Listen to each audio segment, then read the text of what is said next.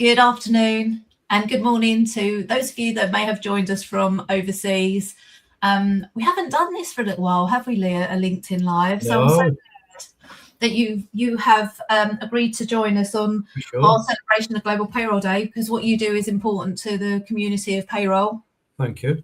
So do you want to just, sorry, I've just sort of nearly run over the dog at the end of the day, sorry. Would you like to introduce yourself to everyone? For sure. Well, thanks very much, Mel, for inviting me on, and happy Global Payroll Day, everyone.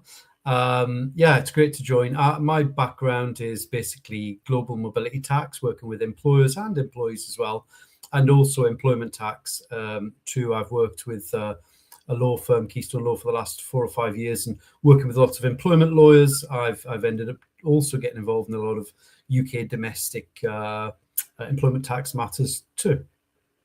Thank you, Lee. And we have done quite a few LinkedIn Lives previously, which I think you can find on the GPA website, but hopefully it's something that we're going to get back onto doing, because I know it's valuable information. So shall we start off then? Sure. I know you've been advising on global mobility and employment tax for a long time. So how many years do you reckon, Lee? Oh, goodness me, Mel. 27 years. Wow, that's a long time. Coming up with 28 years, yeah. It feels too long to mention, really. Too big a number. But doesn't it feel like yesterday? Because I've been in payroll coming up to 30 years, and I can remember my first day. Yeah. And in that time, are there any cases that sort of stand out for you? Are there? I do know of one case which I always find interesting that you talk about. What stands out for you? Yeah. I suppose both you and I and everyone in payroll on the call, we don't have the kind of job where we kind of anecdotally go down the pub and have interesting stories to tell. Maybe that's just me. But yeah, there are some things over the years. One of them, I mention it on some of the training I do with GPA, and it's called the case of I call it the case of the Swedish professor. It sounds like something out of a Miss Marple mystery, you know.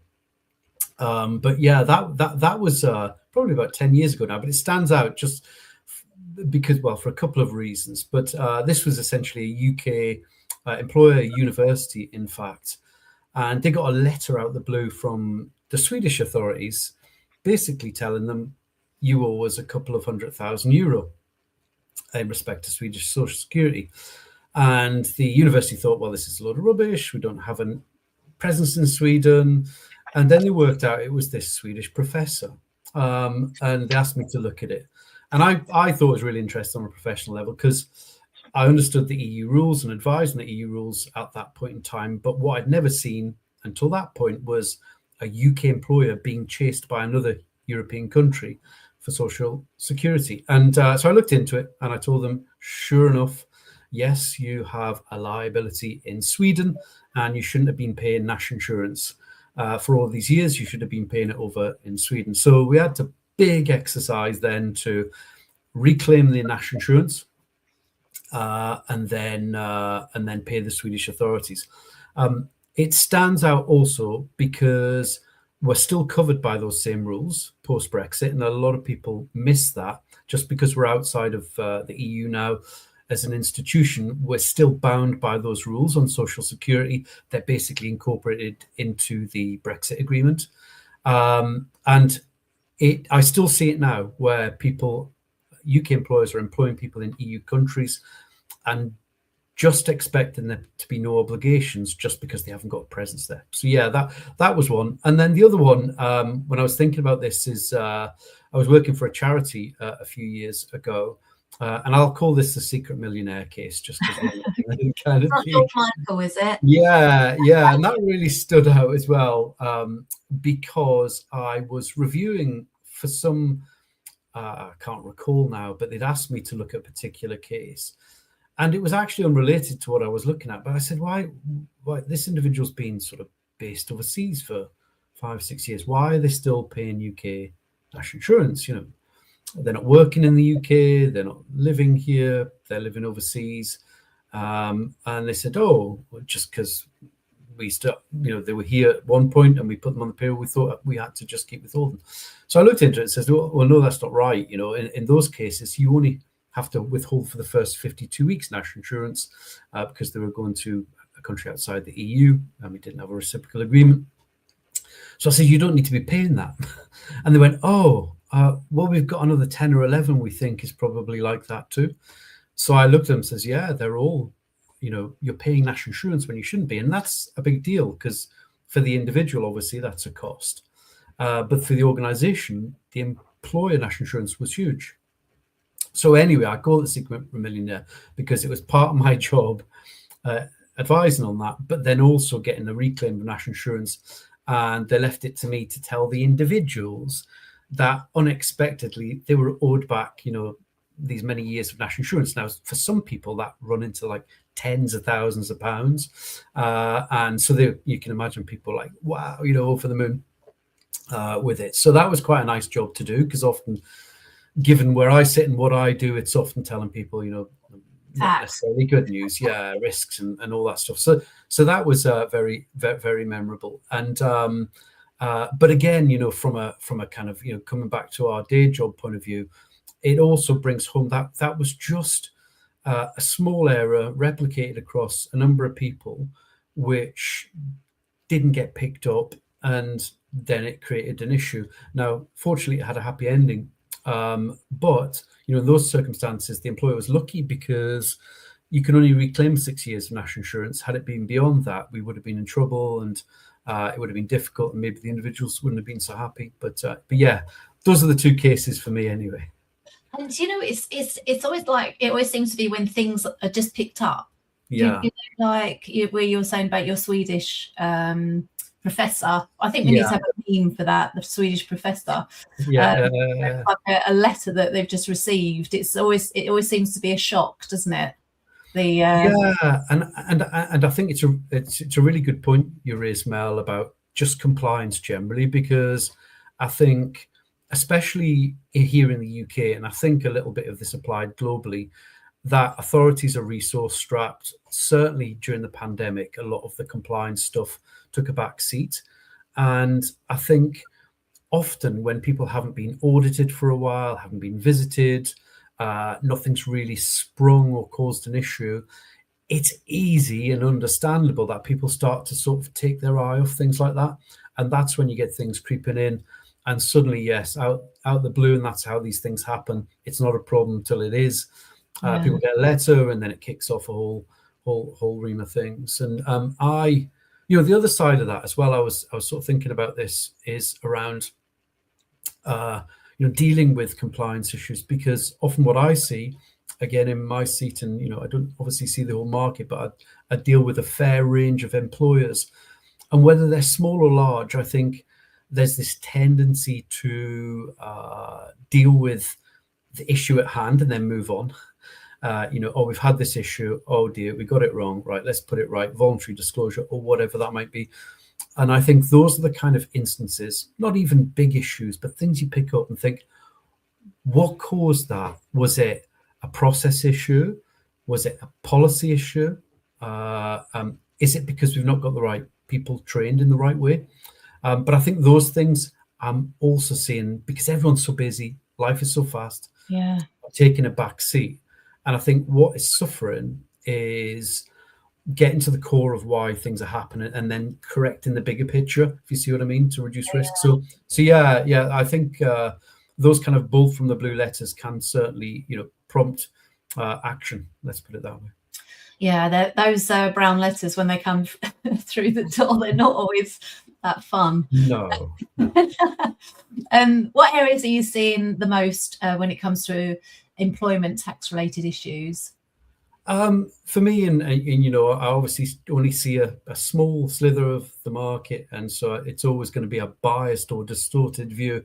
But what I'm seeing personally, and bear in mind I work with a lot of employment lawyers, so it's helping those with their issues. But status basically, and how we engage with workers in the market. I think this is an area which has become really complex from a UK point of view. That is, when you're engaging somebody, should they be on payroll, or should they, or can they compliantly be self-employed?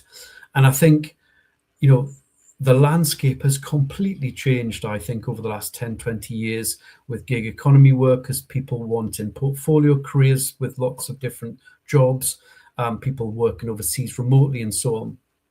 And what's happened from a legislation point of view is that HMRC, both to tackle what they see as avoidance in this area and also basically to make sure that essentially as many people who should be employed are on payroll as possible, ideally all of them.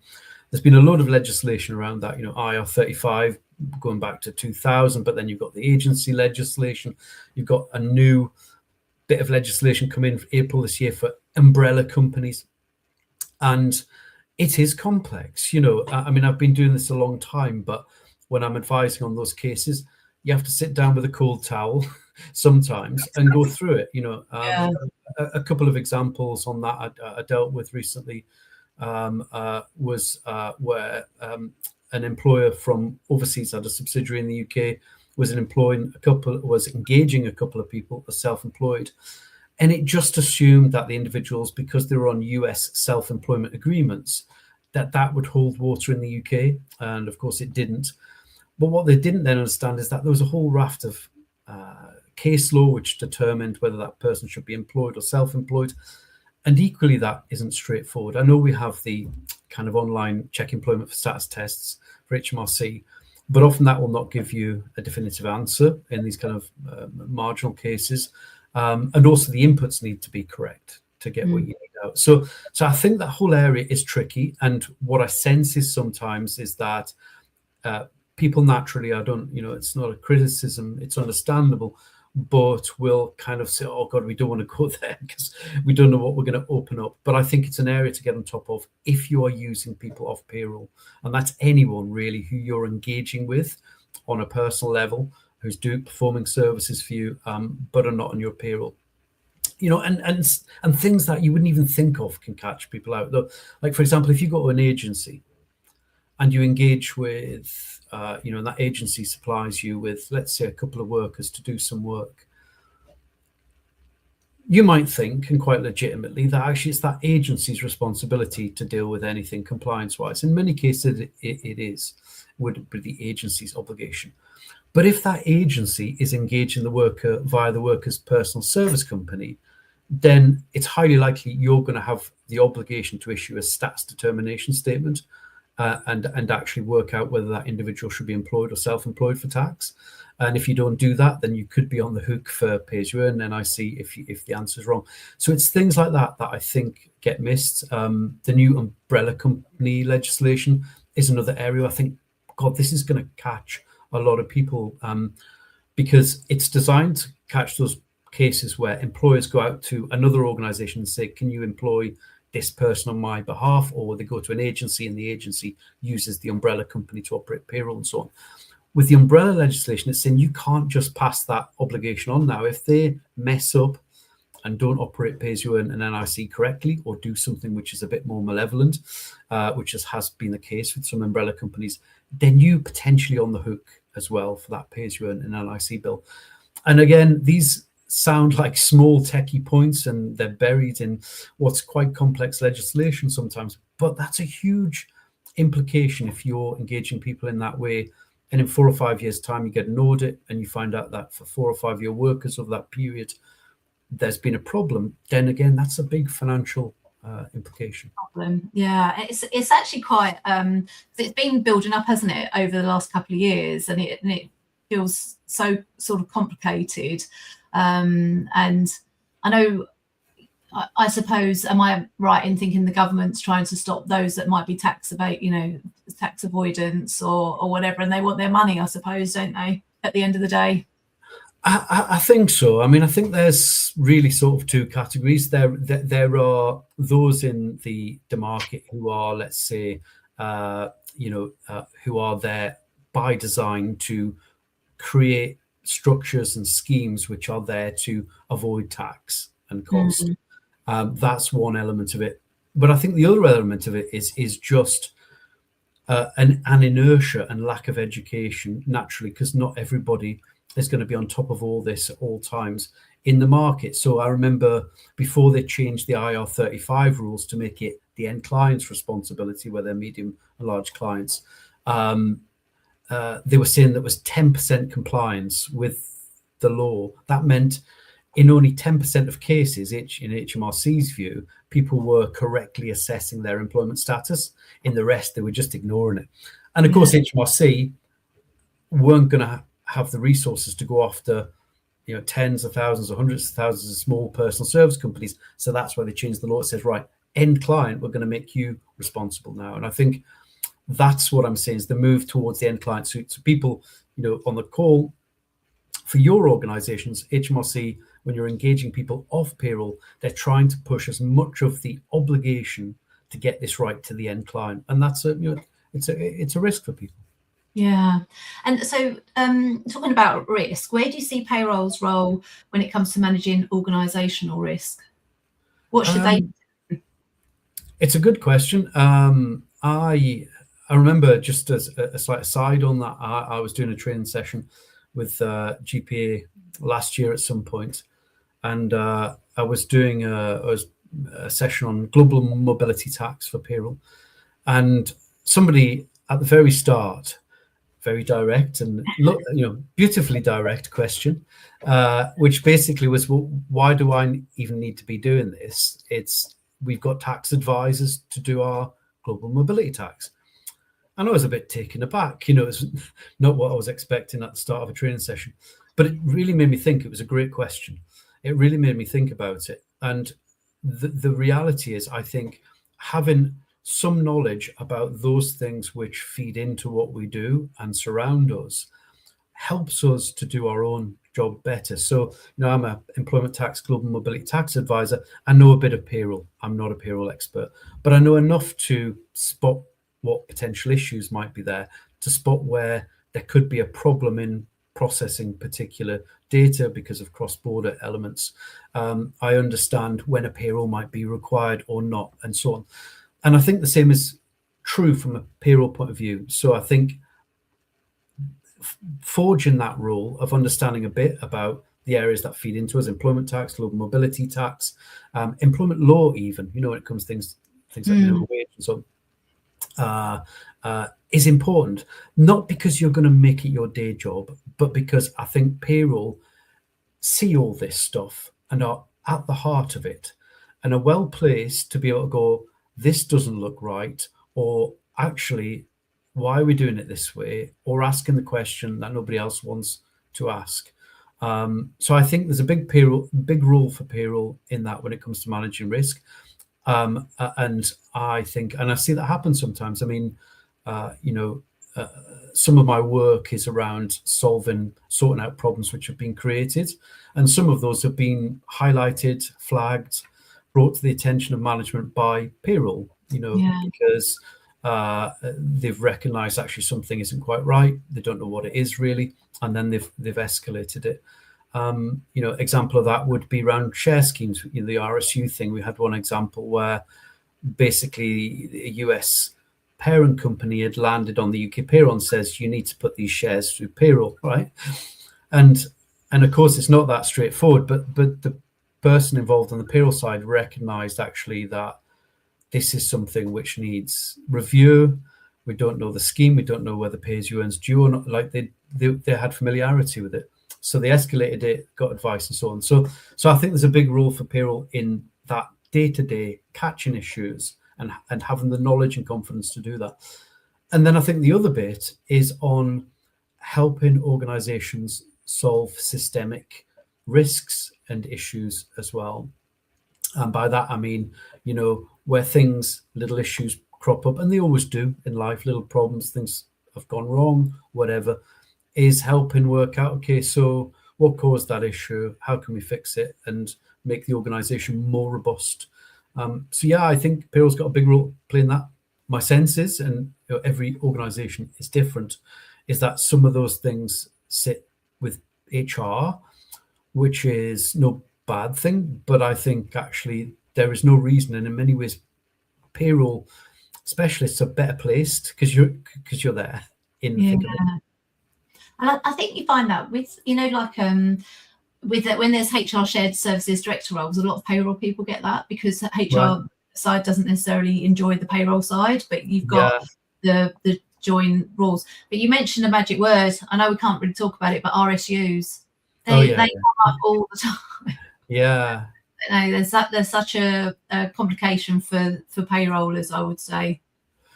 Yeah, it's a great example of the complexity that can creep in with these things. And like any share arrangement, RSUs are complex because the terms of them can hugely impact how they're processed via payroll, to the extent that in some cases the RSU might not need to go through payroll at all if the shares being delivered by are not readily convertible assets. That's just from a UK point of view. But also the treatment is going to be different in every country. Now, sometimes not markedly, vest is often the taxing point, but subtle differences in how these things are treated. So I'm not surprised that that's an ongoing battle for payroll, and also because you're having to do this contemporaneously across a lot of different countries. So we always say, we're not going to go into detail about RSUs, but always get advice. Always get it right at the beginning. Yeah, exactly. I mean, in an ideal world, really, the RSU scheme should be reviewed by a tax specialist, a lawyer, whoever does that kind of work in the country in which that scheme is based. Because what you want is somebody who's looked at the scheme itself and said, this is how this is taxed in our country. And then on the back of that, what you want is clear payroll instructions about how that then translates into payroll. What I do see sometimes is that whole bit about the review, the instruction being skipped, and people making assumptions about how the RSU should be processed. Now, you might get away with it, potentially. There's lots of information out there on the internet, AI and all the rest of it. But equally, it only takes a few small things wrong to create a big problem, really, which you don't need. Well, you don't want another audit letter, or you don't want another one of those. So exactly. You mentioned AI. So how are we getting on with that? I mean, how can we not run a session without talking about AI? Wow. So how is like AI changing and sort of the industry, and what is the impact for employers seeking advice? Well, I think like every sort of industry, we're going to be impacted in certainly what I do in AI. When I think back 27 years when I first started in tax, I remember the big thing was around Google is going to change everything, and people were like, it's going to take our job and it's only going to be a matter of years. Why would you even need a tax advisor? Because people will just Google it and or use the internet for it. The reality at the time was it just changed the nature of what I did. I remember when I first joined PwC back in 1998, at least part of my work as a junior was, the client would ring up or email and say, could we have the tax rates for Italy? And so you'd go away and get the PwC book, or it'd be on there, and you get the tax rates for Italy, and you'd send them, and then you'd bill them an invoice. Now, a few years after the internet, you'd never get those kind of queries because that kind of information is readily accessible from reputable sources, like the tax authorities in those countries online. So I see AI in the same mold. It's just on steroids now, basically. For me personally, I won't deny when I first started seeing what AI could do, I thought, geez, it's not going to be long before. Why would you even need an advisory industry? But then you start to realize that actually it is just like that Google issue 20 years ago. It's not going to take away my job or the industry's job just yet, but it is going to change it. And so I use it to help my job. So one of the big things that takes time in advising is research, looking up the legislation, HMRC guidance, latest case law, and so on. So that takes that whole swathe of time, report writing, where I can spend thinking, working out, okay, what's the best approach here? So I think it will change, obviously, things, and is, but I don't see it as a threat just now. For clients, I think it's a great thing. It means that you can look up issues yourself, get informed, and ask informed questions, give informed instructions to advisors, and I think that's a great thing, for everybody.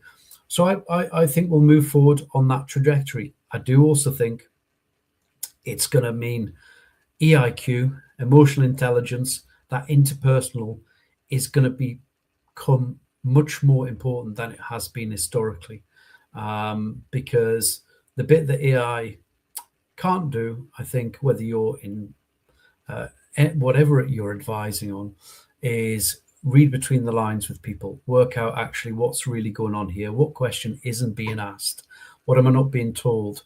Oh, I picked up you looked a bit uncomfortable when I mentioned that. What's the that's where the skill in advisory is, I think, or a big part of it. So that, I think, is going to become a premium. And I think the routine kind of query stuff is probably going to die, Yeah, that's really interesting, because the other side of it, where I can't remember where I was, but I was talking to some payroll leaders, and the issue that they're finding is that the employees are coming to them because they've done a chat GPT and said, right, this is what chat GPT has said, or can't remember the other one, but anyway, and this is what it said, and this is you're incorrect. So it's just meant that the payroll leaders have to be even more on it to say, no, actually that is incorrect. This is what's actually the correct answer and everything else. So it's almost like the employees are coming forward a bit more educated about it, but wrongly in some cases as well.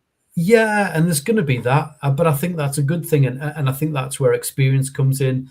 Not just know where things are wrong. I mean, the AI, I've got a little mini AI system which I use for research now, and it's fantastic. I mean, it produces some pretty good answers, and I actually have rows with it, and ask them.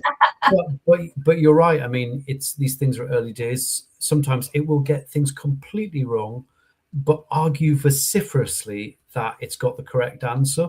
So if I wasn't me with my experience in my area, I would be convinced, So you're right.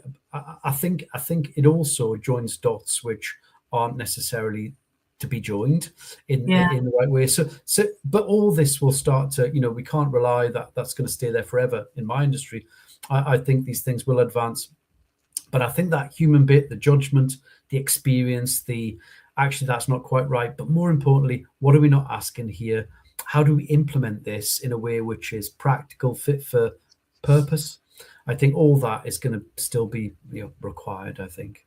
Yeah, I still need the human element. So we're coming towards the end. So what are your bugbears when it comes to how, maybe this isn't necessarily a good thing to finish on, but we'll finish. Not bugbears. Yeah, what are your bugbears when it comes to how employers deal with tax? I think I've already really touched upon that. I think, everyone deals with things in different ways, but I think life is so fast now, and there's so much pressure in organizations that the day-to-day job takes over, and the bigger things don't always get fixed. So my bugbear, I think, if there is one on behalf of employers, is fixing a problem, moving on, fixing and the next, moving on, without just, right, okay, let's get a grip of what's happening here. How can we put in place something which actually is going to help us be more robust, and taking time out to do that. And no, it's quite understandable, and I understand why that's difficult, but there's not enough that happens, in my view. Yeah. Okay. Well, I want to say thank you, Lee. I've missed talking to you on well, it's always a pleasure. We need to do it more often, so we'll get back on it again. But thank you so much. So if anybody wants to contact you, you're happy for them to contact you direct? Absolutely. Yeah. I mean, LinkedIn's a pretty good tool, really, isn't it? So what would we do without it? But thank you, and have a really enjoyable long weekend. Thank you. I'll see you again soon. So thank you so much, Lee. Thanks a lot, Mel. Thanks, everyone. Thanks, Cheers. everyone.